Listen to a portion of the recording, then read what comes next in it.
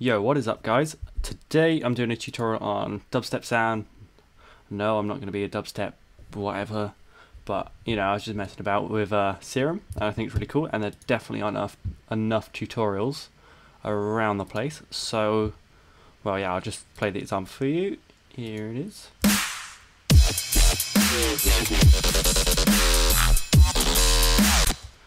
So it's this first sound here.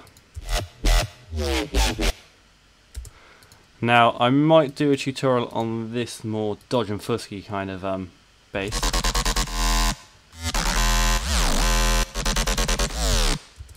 But it's not too complicated, but there's a lot of layers to it, and it's really, that would be a long tutorial. But this one in Serum, right, we'll get started.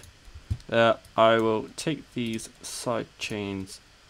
Actually, I'll take the whole effects chain off so you can compare your sounds, instead of it just being like run through all these distortions. You're wondering why it doesn't sound right. I've got a separate sub that's being modulated, but we'll ignore that for now. I'll go to that at the end. So, Serum on its own, it will now sound like this. Oh, sorry.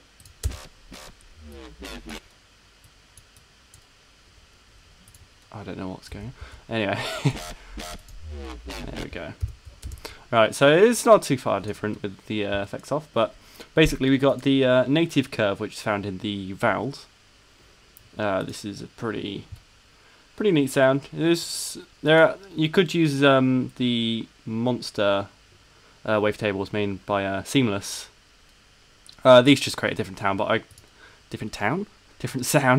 And I quite liked the sound of this, and it's being modulated by the sub. So forget this here. So if we switch this off, let's switch all of this off. You can see how horrible it is without filtering it. But without this FM, it's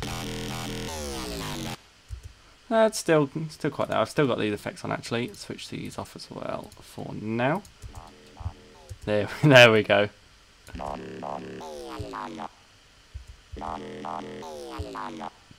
So yeah, and then FM, kind of a bit more vocally, a bit more, I don't know, it's just loads more high end. I don't know what the technical term for that would be, but yeah, so that's coming from the sub, which is a sine wave on +4. Now you can change the tone of this. It does get really weird. I'll play it and go through a few. So.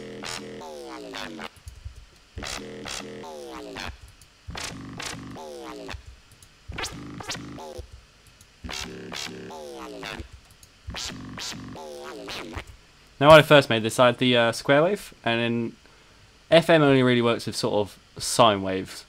But doing this, you probably saw there's some really strange things going on. But the square wave sounded quite cool because it's going so fast. So yeah, it's just a bit weird. But sine wave, definitely the cleanest. Stick to that most of the time when doing FM. If you're wondering why the pitch is going a bit strange, I've got pitch modulation in the clip, and it doesn't always reset in Ableton. I've got the macro one on the wavetable, this going up to 30. And the FM, this is quite important, this one is going up to 31 or 32. Keep it around that area, so it does get a bit harsh. At this point I added oscillator B, which is also being FM by the sub, but by 46-ish, just anywhere around there, not too high though.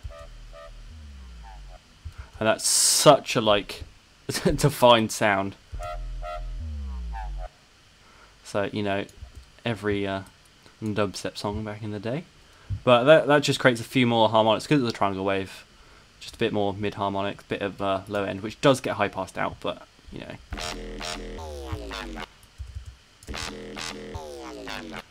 And I've got unison on 2, detune quite low, and bend, well that doesn't actually do anything when you've only got 2.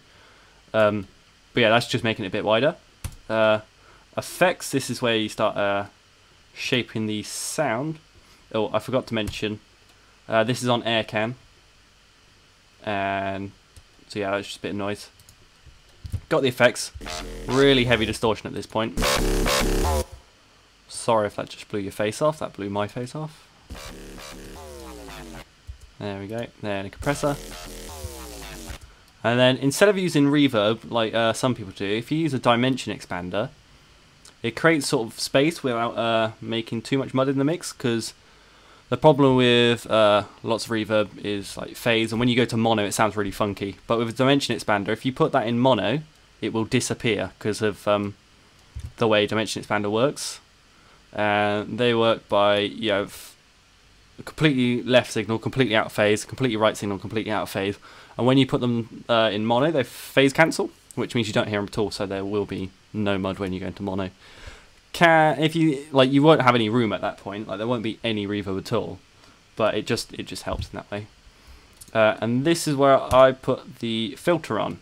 Now all these factors are by Macro One. Same with the filter. And I didn't use a normal low pass like you'd probably use. I used the it's under MISC, and it's French LP. And with this, I don't have a clue how to say that, but if we turn this up, okay, there we go. Let's say that. You can see that if I boost this up, you get these frequencies. Now for players, it's not going to sound very nice, but yeah, it didn't sound very nice at all. But with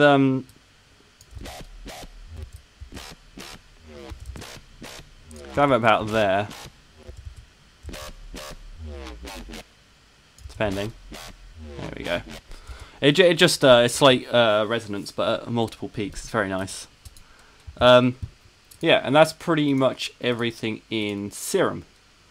So if we go now to the effect chain, it looks complicated, but it's not that bad. So I started off with EQ, which cuts out a lot of the bass, cuts out this section here where like the snare would be and quite a bit of mud. This bit's just sort of, I don't know, it just sounded a bit better with that. A bit of boost in the highs and low pass. I've then put it into OTT, which is a free XFer plugin. It is the same as, if you go here to the frequency shifter, multiband dynamics, it is the same as this, but I just prefer this. It's a lot quicker and easier to use. There is an update actually which I need to get, which gives you more controls.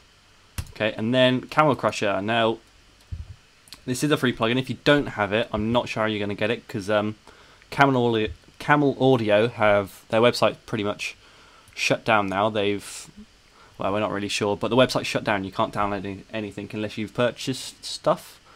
So I guess you're going to have to try and find this on a other website, but if you got it, great. So these are the parameters, just, you know, copy them down. And then another EQ, which is just a bit of, I guess, flavour. High passed again, because the... actually, let me show you what that's like with the Camel Crusher on. So before, after.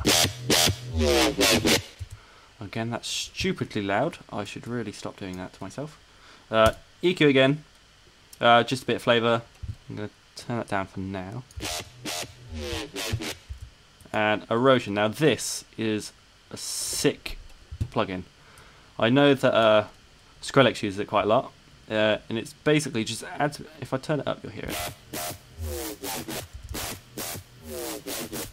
So it just creates some white noise. Oh, well, obviously on white noise. Noise is just mono, and sine a bit. It's kind of like a bit crusher, but not quite. But yeah, just keep it low, and it just adds loads of like little artifacts. It sounds nice. Saturator with soft clip on, nothing else, just like help with clips.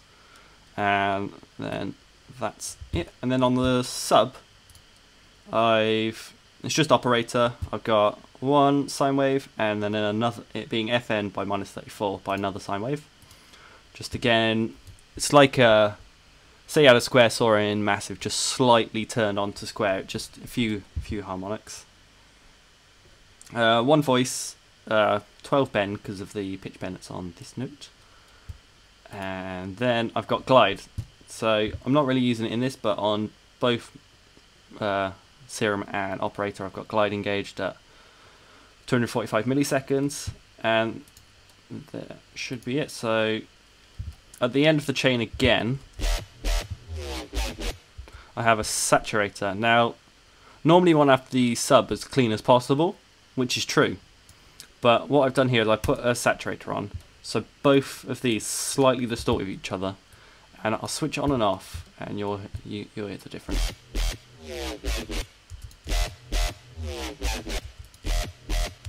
It's not a big difference, but the sine wave, the sub bass, because it's so loud, it kind of slightly distorts the lead a bit more and creates quite a nice effect.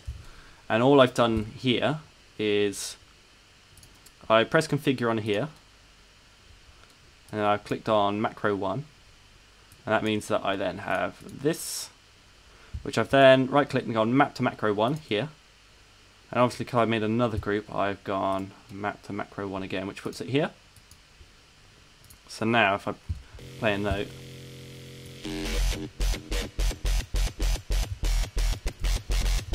yeah, so I can control everything there. And with the sub, all I've done is right click and go map to macro 1 and map to macro 1 again, and I can show you the mapping on these. There you go. There you go. That needs to be 0. So all that means is when I pump this up, it goes from when it's like that, it introduces the sub, and it's just so when you're doing these wobs, the sub comes in when it's like peak and gives it a load of punch. And that's pretty much, well, that is it. That is it. Other than these side chains, which I would normally use LFO tool, but you know, the LFO tool is a bit funky with high latencies. But yeah, so now we got this.